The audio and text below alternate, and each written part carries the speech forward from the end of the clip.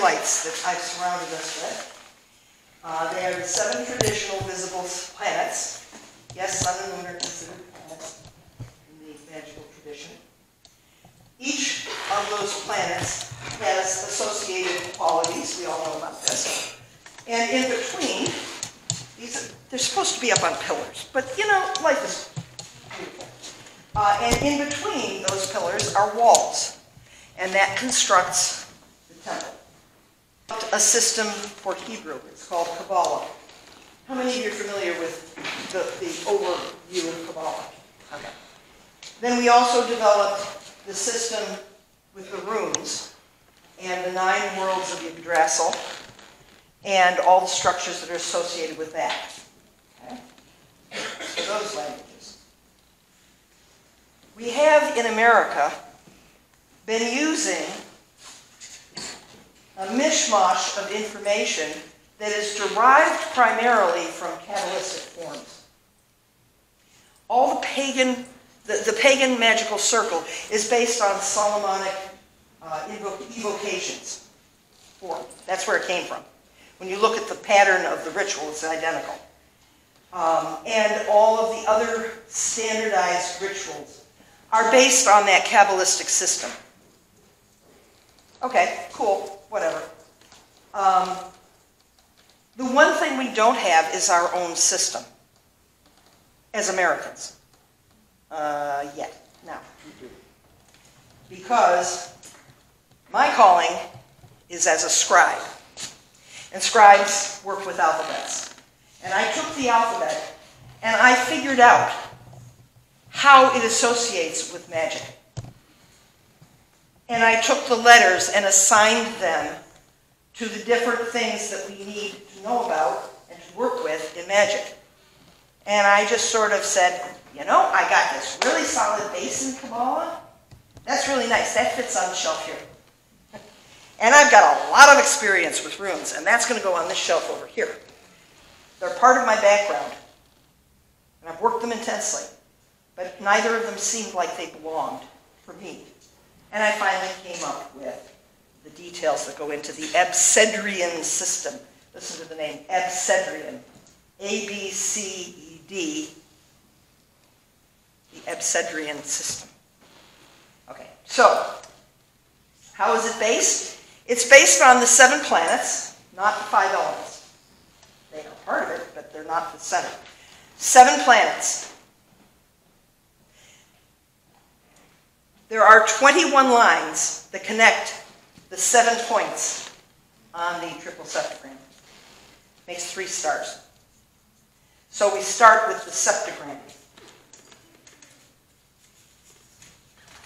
The septagram, it's all right, leave them. They're going to blow over anyway. The septagram has 7 points. Okay? And the lines are 21. But we have 26 letters in our alphabet. So you take 5 letters. Which 5 letters do I take? Well, there are 5 letters that belong together in a set. The vowels, A-E-I-O-U. The vowels are taken out first, and they're put in the middle. Okay, what do? A-E-I-O-U? They are positioned on the magician standing in the middle of the circle. A is spirit, E, mind, or air, I, water, O, best way to remember O, and U, down at the B. A-E-I-O-U. Ooh, I have a middle pillar. I have a middle pillar, which is my first ritual. It is what maintains the ability to flow the energies through us. It is the way we interact with the other letters. Try chanting a T.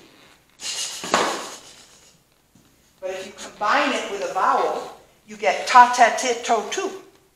You can chant that. The vowels are the key to the rest of the alphabet. So they're separated out at the center. The paths around the outside form the corona luci, the circle or crown of light, which reflects in the crown that is worn by those who dedicate to it. The crown of light is the 7 luminaries. So the 7 And you'll notice here that it's a blue Jupiter with a blue line coming out of it. And that goes all the way around. That's because Jupiter the planet, Jupiter the letter, which is T. Moon, C. And so on going around. The other two stars constitute the day star and the night star. This is based on astrology. The day star is the big pudgy one. The night star is the pointy one. And in the temple, when you cast a space, first you cast the corona luci around the barrier, and then you connect them overhead to get the day star. And that is the dome over the work. And then underneath your feet, you put the night star that we stand on as we work. All the zodiac are on these two stars. And then there are two that are left over. Wait a minute. Okay, five elements, 7 planets, 12 signs of the zodiac. They don't add up to 26, they add up to 24. But you see, we're in the 21st century. And in the 21st century, we know Earth is a planet. So Earth, the planet, in addition to Earth, the element, are located at the feet. Interestingly enough, U is the letter for element Earth. The letter for planet Earth is Q. Q is dependent on U. So QU is at your feet. Work that. The other extra letter is H. And it is above spirit. Now spirit is part of the 5 elements that make up the magician in the middle. Above your head, A, spirit, is your connection to spirit, the universe. Beyond you, outside your aura, is the universe, the source of life and light. Whatever term is good for you. God, deity, nature, universe, whatever. It's that source that we draw our magical energy from. So now we add to the middle pillar H, the breath of life, above, and Q at the feet. So we now have H, A, E, I, O, U, Q. That's your middle pillar. That's your first ritual. That's something that you should always be doing. If you don't choose to use my system, please take my advice and use that ritual on a daily basis to keep your psychic energies free and flowing. Clean the pipes so the energies can travel. So we have the configuration. Each path has a letter on it. Each letter is associated with a whole set of meanings, and that's where we start from. There is a total logic to how the letters were assigned. I can go into that with anybody that's interested. I am going to guess that most of you will not be all that terribly interested, but we do have the full set. Everything is assigned to something, and all the somethings are assigned to a letter. This is a full and complete correspondence. Everything that Kabbalah says about Libra still works, still applies. It's just that it applies to L, because that's the letter that it's assigned to.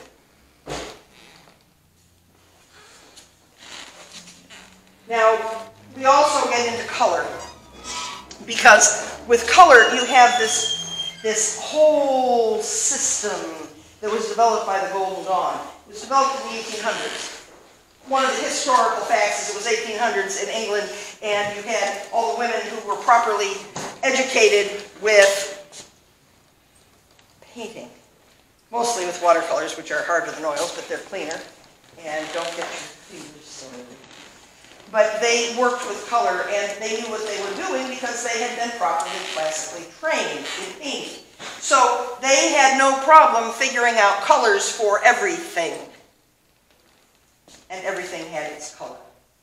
The problem is, with the Victorian vocabulary, and the 1800s names on the tube of paint that they were using, because both of those have changed since then. So in the physical, you have a set of colors. In the astral, you have a set of colors. In the mental, creative, moral, you have a set of colors. In the spiritual, you have a set of colors. So that Jupiter has 4 colors, Mars has 4 colors, and so on. One of the scales of colors tells you that the planets are red, orange, yellow, green, blue, violet, indigo. Another set of colors tells you that the paths are a different set of colors. Well, you know, this gets real confusing real quick. And once you've gotten confused, you lose track of it, because one of the sets of colors is not describing color at all, it's describing light. So one of the colors that they have is a nacreous vortex of scintillating colors, which I just picture perfectly in my mind when I hear it, you know? It just means nothing. It is totally and completely confusing. But color is useful, so we pare it down to what it really is. In using color for magic, you have to make sure that you know which color scheme you're using. The light spectrum is the rainbow, and it goes from red to ultraviolet. Okay? It goes this way. It goes in a straight line, folks. It does not go in a circle. Then you have the painter's color wheel, which is a continuous circle. Red, red, orange, yellow, yellow, orange, yellow, yellow, yellow, green, green, blue, blue, violet, violet, red, red. Oh yeah, it keeps going. You have to stop yourself at some point. What has happened is that if you go to the Golden Dawn colors and you sort out what the colors are that they're referring to, they actually are describing a color wheel. So they'll say turquoise. Well, that's blue-green. Turquoise is the nickname for blue-green. Blue-green is the proper name for the color, but turquoise is a prettier name. Okay? Now we take the circle of the colors and we superimpose the circle of the zodiac for astrology. We have the exact same colors in the exact same order, but they are assigned to the signs of the zodiac, starting with Aries, red, and Taurus, red-orange, and Gemini, orange, and Cancer, surprisingly, yellow-orange, Leo, not surprisingly, yellow, and so on around. And it continues to go around. Now, you'll notice that I am not talking about indigo, because in the Golden Dawn colors, the planets go red, orange, yellow, green, blue, violet. Because indigo is the color of blue jeans. Brand new blue jeans, the really dark ones. So you have this brilliant fire engine red, and you have a gorgeous yellow, sunshine yellow, and you have this beautiful, pure blue, and then you have this indigo color. That is because the color is Saturn imposed on Binah, which is black. So it's blue plus black equals indigo. Okay, it doesn't really fit. So one of my heretical moves was to move to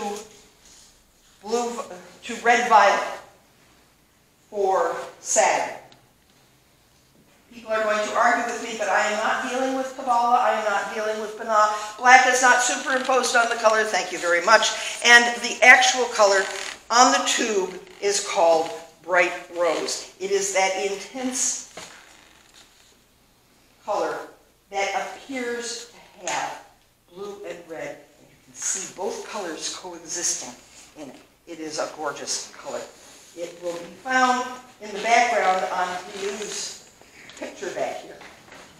It's that brilliant, brilliant, intense color. Ends up in most sets of colors as being, you know, pink. Each planet is, each sign is ruled by a planet and is associated with an element. And those colors have been symbolically entered here so that you can see them. All of these posters you are welcome to take photographs of after the talk. I'm not getting into the zodiac today, but I wanted you to know how that fits in. That is simply a modernization of what everybody else uses and simplifying the language. There is one change from just paint colors that I made. When you are reaching out to the universe, reaching out to the planets of the zodiac, you are reaching out with a color.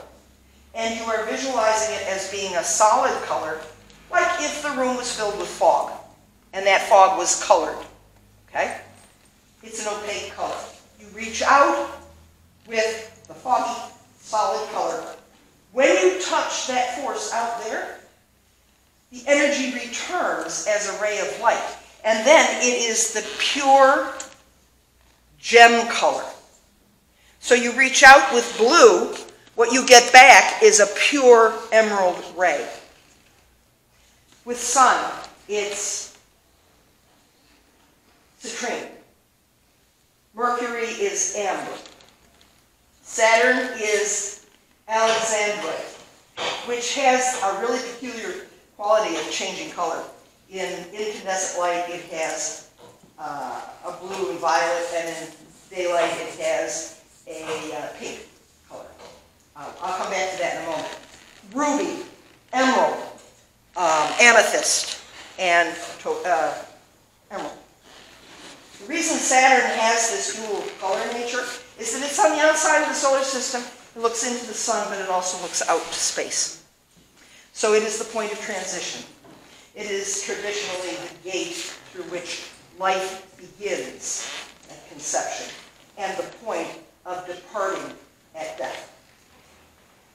The moon being the gate of birth, but not of conception.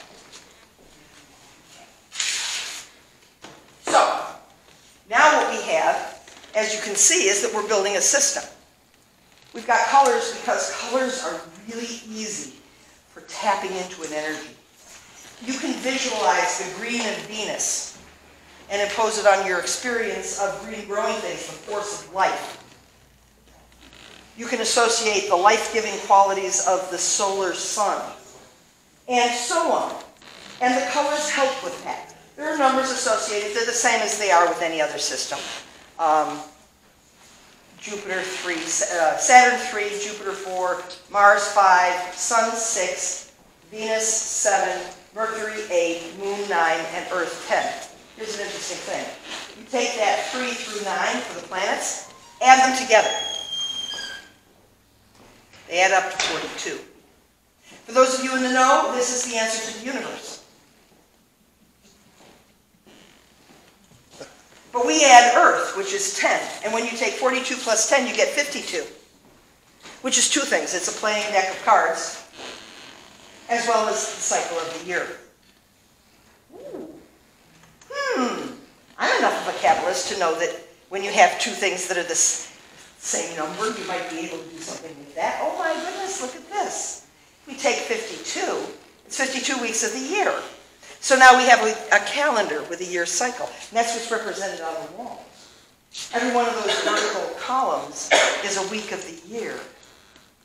And in that week, we have one letter assigned. Oh, look at that. Each letter is there twice. Once as a capital letter, once as a small letter.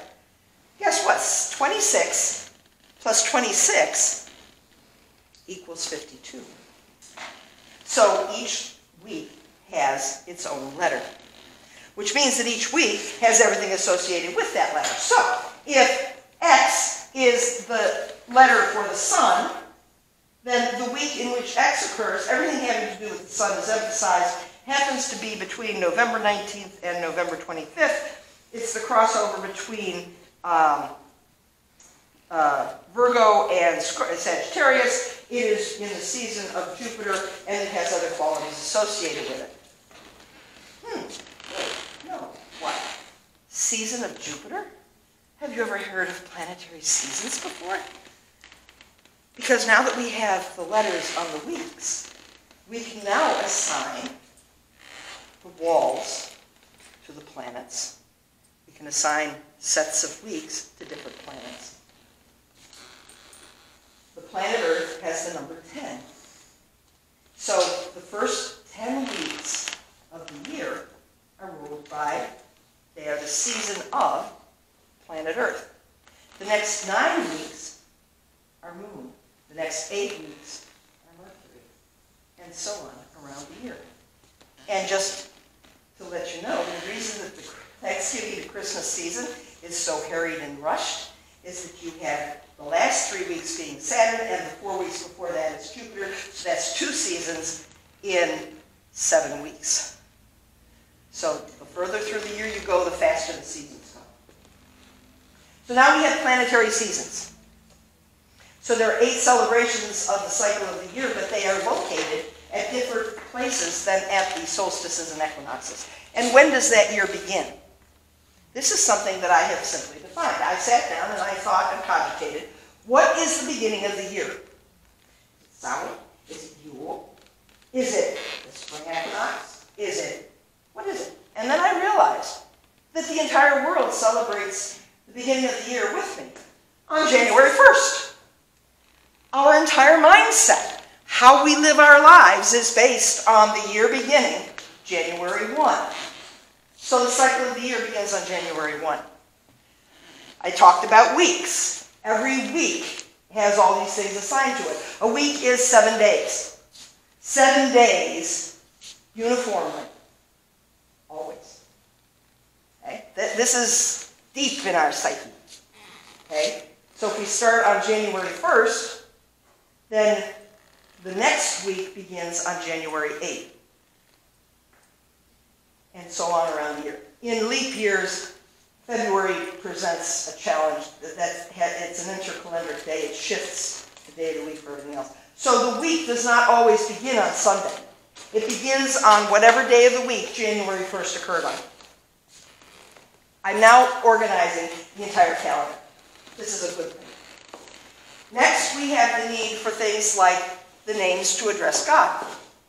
You know that in the Lesser Banishing Ritual of the Pentagram, we've got all the Hebrew names of God, or some of them, distributed out through the quarters. We need names. Okay, so there are different ways of doing it. One is based on sigils, and we'll come to that in a minute. And the other is to use the meanings of the letters. So, if we take the elements, A, E, I, O, and U, anytime we put A, E, I, O, or U, we're putting an element. Okay? So, you take the element, and then you add an H for the universe, and now you have a word, H-A. H-A is the personal spirit and the universal spirit. So anything that means that whatever it's attached to is spirit. Okay? In Hebrew, the same function is served by El, which means God or of God. Now we take a letter for a planet, T for Jupiter. T-A-H, Ta, is one simple way to describe the god of Jupiter, because it's T for Jupiter, A-H for spirit. But we can expand that name a little bit by saying that Jupiter is a water element, a water planet, and it rules Sagittarius and Pisces. And by taking the letters for those, we combine them and we have the name Tikya.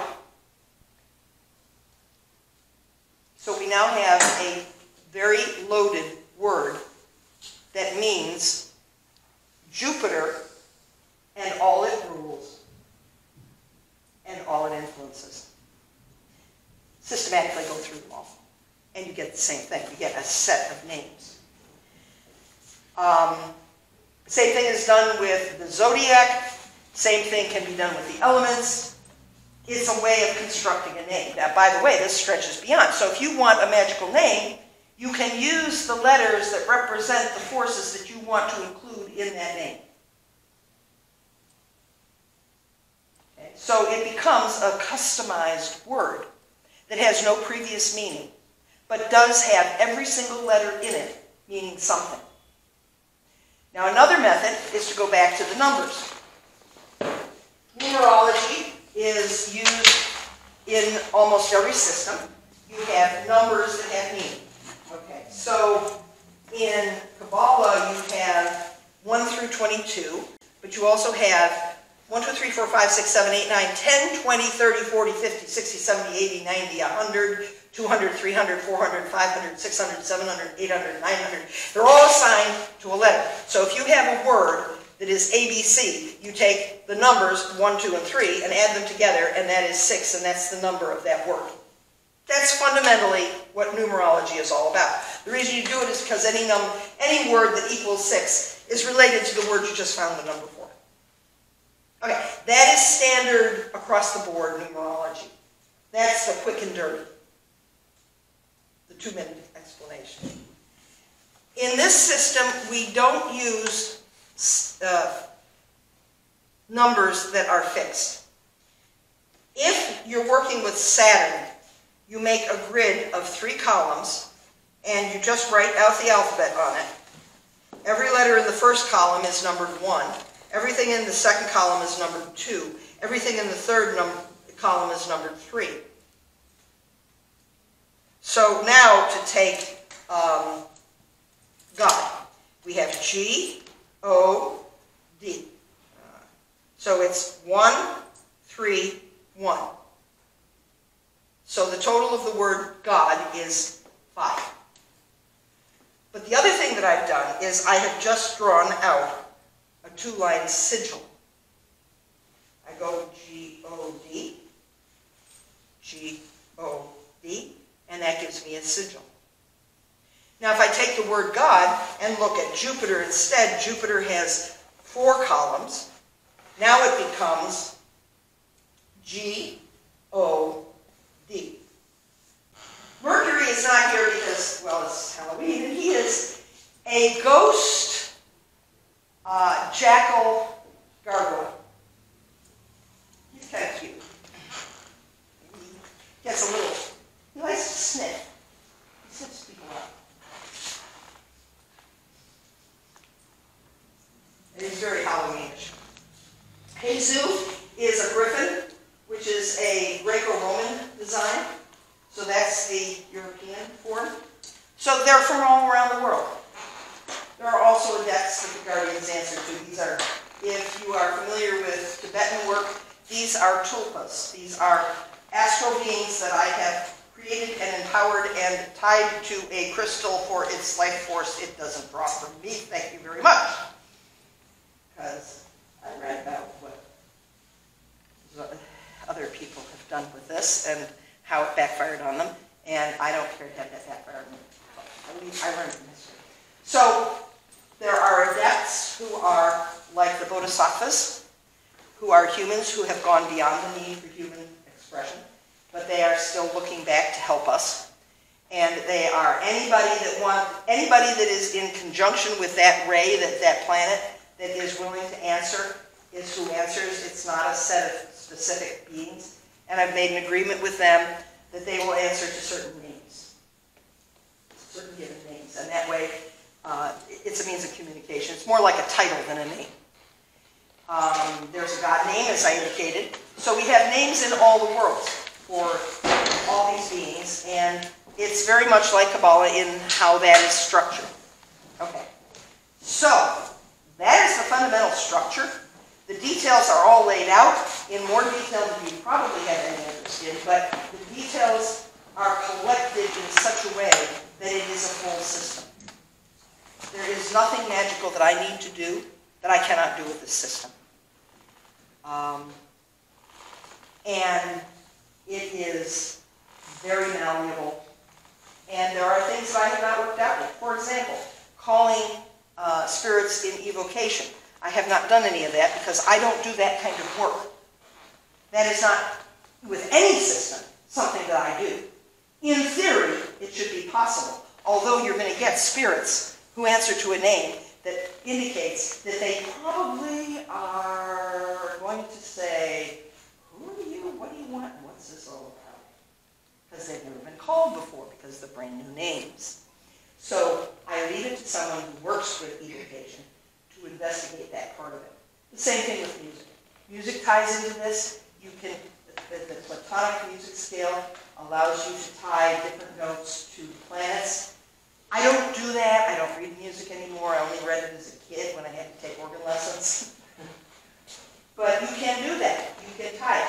There are ways to tie health, to tie anything at all that can be corresponded to the planets, the zodiac, and the elements.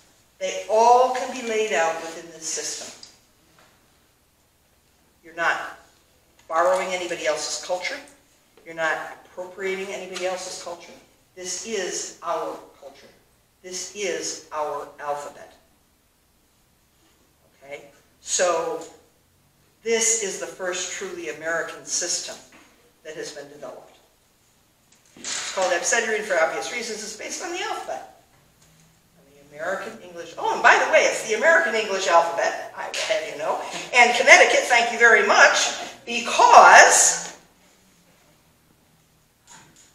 the letters J, V, and W were not finalized as independent letters, nor was their position in the sequence of the alphabet finalized until Noah Webster, from Connecticut, published his American English Dictionary in 1832, 42, something like that. And at that point, it was straightened out. Are any of you familiar with the Book of the Law from the OTO people? Crowley? Yeah, Crowley. Okay. In there, one of the things that Crowley, the book says is, find the new meaning and numbers of the letters. Crowley was born in the late 1800s, within a generation or so of Noah Webster defining the order of the alphabet. And therefore, he is saying, do this kind of work. I think I came up with a solution. I have an entire chapter in my book that talks about a whole bunch of different systems that people have tried to do and why they don't work. And the bottom line is this system works all the way through. But Noah Webster defined that order that we drill into our children. A, B, C, D. That is the chant. If you want to cast a circle real quick, you put the A, B, C, D, E, F, G, and everybody can join in and help all the way around.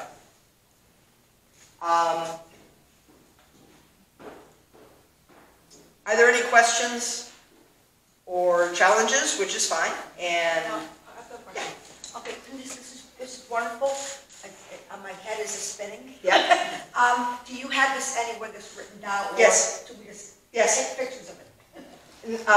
All of the charts and everything, you are more than welcome to photograph. For the interpretation of the whole system, there's a book over there. Wonderful. For sale. Yeah.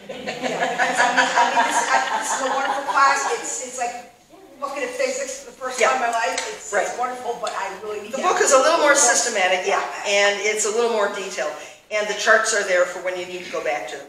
The other thing that's over there is a coloring book of the 52 key words associated with the 52 weeks of the year and the 52 letters, okay? And each design is focused on one aspect of the alphabet.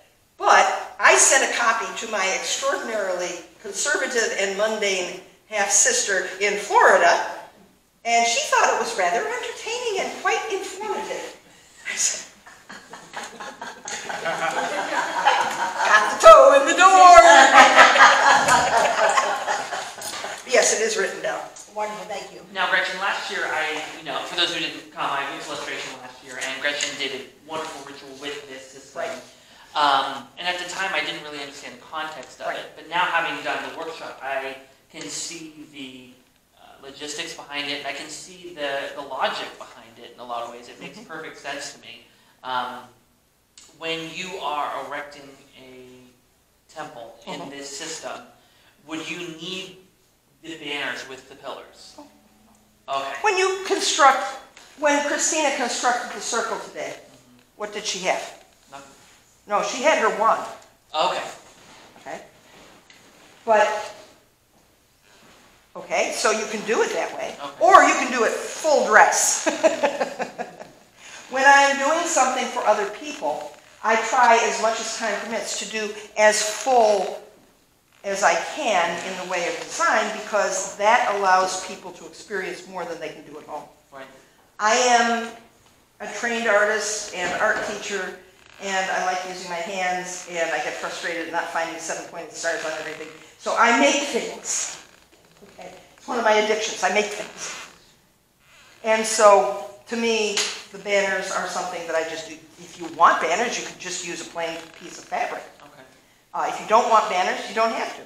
If you want to put a copy out of the book of the Guardian, it's like with any other magical space. I can stand inside of my own head and cast the triple 7-pointed star as a space within my aura without any of this, without any of the garb, without anything. A lot more fun to have everything set up. Certainly. Were there only 3 letters that you're saying that Webster added to the That's right. alphabet? Okay. Because one of the problems that people have had in the past is trying to find how to assign the letters. They have tried by alphabetical order, that blew up. They have tried by every 11th letter is, it's the 11th code. And that blew up because they finally figured out it was a standard cipher in World War I. There's another system that takes the prime numbers from 1 to 10, those are the vowels, and then the rest of the prime numbers from 100 to, from 10 to 1,000, and they assign those out except there's a mistake in the middle someplace. And who can remember the prime numbers? I mean, a lot of different methods. You cannot do it by sound. I tried desperately to figure out how to do it by sound, because that's easy, right, to think of. Except for the minor problem that even in the group that we have here today, we have South Carolina, we have Florida, we have Buffalo, and these are accents. Okay, now add in Australia, Liverpool, Dallas, and Boston. What does it sound of A? Now we're talking Canada. Right. So you see, the sound is going to just mishmash. Then we tried for 100 years. The Judeo-Christian magicians tried for 100 years to figure out how the alphabet is derived from Hebrew. And the reason it took them so long is because they were inevitably going to fail, and the reason being that our alphabet began in Wadi al-Hul in Egypt, being used by Phoenician mercenaries who needed to communicate with headquarters, and they gave them some of the hieroglyphs that had sound instead of meaning, and let them write their own language. With those sounds, the Phoenicians followed the money. Phoenicians went back home to the Eastern Mediterranean, gave the alphabet to the merchants, follow the money, who then went to Greece to trade and to the different parts of Arabia to trade, and they gave them letters from the Phoenician that would spell out the words that they knew so that they could leave a shopping list to collect the next time they contacted those merchants. But you see, in Phoenicia, it's split into the Aramaic and into the European. And when European went to the east coast of Greece, and the merchants there were making a killing because they could provide exactly what was needed by the merchants the next time they showed up. And then the west coast got wind of it, and their language was a little different, so they had to shift around some of the shapes. And then some of them went over to this little town in western Italy called Rome, and they had to change it again. They had something like 17 letters, okay, which means that the other letters didn't exist. And then it went into all the different Romance countries, and then we got the umlauts and the accents and all the rest of it in order to expand the usage of each letter. But fundamentally, the letters grew out of the Roman alphabet into the Romance languages, and then it came through the Middle Ages to us. But you'll notice that Hebrew is not part of our lineage. Hebrew, Aramaic went one way, Greek went the other. Okay? If you follow the letter A, it deceives you into thinking that you can follow, oh, here's this pictogram, it's a triangle with a crossbar, and that's the head of the oxen, and you can trace it through. And you really can't, through even most of the medieval languages, alphabets. The problem is, like I said, 3 letters didn't even exist until very late. Yes, the Romans used the shape of the V, but it meant U. They used the shape of the J when they needed a double I. So it was I, that hooked at the bottom. Okay? So it wasn't a separate letter. And pronunciation isn't going to work. How did I do it? Well, I took shape. Because we all react to shape. So here's a perfect example. The letter C is the moon. Crescent moon. Okay. About half the alphabet can be done by shape. K is Sagittarius. Sagittarius is the arrow. Think of it. You've got the straight line, and you've got this broken line. That's where the arrow hit it and broke it. See? So different letters have different visual meanings. Again, this is detail that I will be more than happy to bore you with, if you so choose, after the talk, because I know that as a group, this would be a very long and boring. It's a separate lecture, actually, and a separate set of posters to show you.